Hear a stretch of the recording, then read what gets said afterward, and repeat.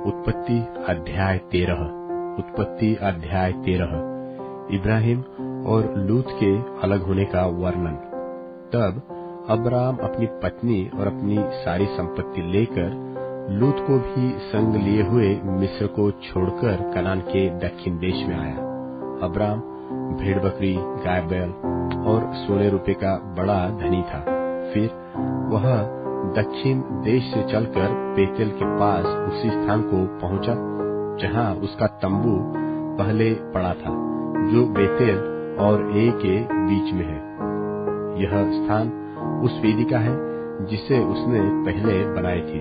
और वहां अब्राम ने फिर यहोवा से प्रार्थना की। और लूत के पास भी, जो अब्राम के साथ चलता था, भेड़ बकरी, गाय बैल और तंबू थे। सो उस देश में उन दोनों की समाई न हो सकी कि वे इकट्ठे रहे, क्योंकि उनके पास बहुत धन था, इसलिए वे इकट्ठे न रह सके। सो अब्राम और लूत की भेड़ बकरी और गाय बैल के चरवाहों में झगड़ा हुआ। और उस समय कनानी और पेरिज्जी लोग उस देश में रहते थे। तब अब्राम लूत से कहने लगा, मेरे और तेरे बीच और मेरे और तेरे चरवाहों के बीच में झगड़ा न होने पाए, क्योंकि हम लोग भाई बंधु हैं। क्या सारा देश तेरे सामने नहीं? सो मुझसे अलग हो। यदि तू बाई ओर जाए तो मैं दाहिनी ओर जाऊंगा, और यदि तू दाहिनी ओर जाए तो मैं बाई ओर जाऊंगा। तब लूत ने आंख उठाकर यरदन नदी के पास वाली सारी तराई को देखा कि वह सब सिंची हुई है। जब तक यहोवा ने सदोम और अमोरा को नाश न किया था, तब तक सोर के मार्ग तक वह तराई यहोवा की वाटिका और मिस्र देश के समान उपजाऊ थी।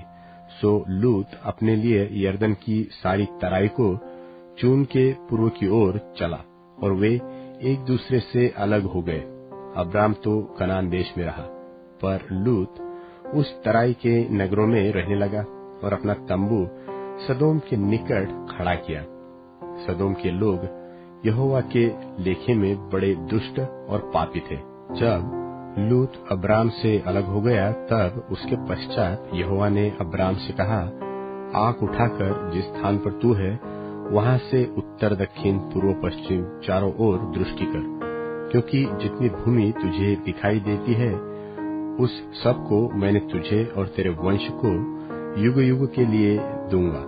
और मैं तेरे वंश को पृथ्वी की धूलि के किनकों की नाई बहुत करूंगा, यहाँ तक कि जो कोई पृथ्वी की धूल के किनकों को गिन सकेगा, वही तेरा वंश भी गिन सकेगा। उठ, इस देश की लंबाई और चौड़ाई में चल फिर, क्योंकि मैं उसे तुझी को दूंगा। इसके पश्चात अब्राम अपना तंबू उठाकर ममरे के बांजों के बीच, जो हेब्रोन में थे, जाकर रहने लगा, और वहां भी यहोवा की एक वेदी बनाई।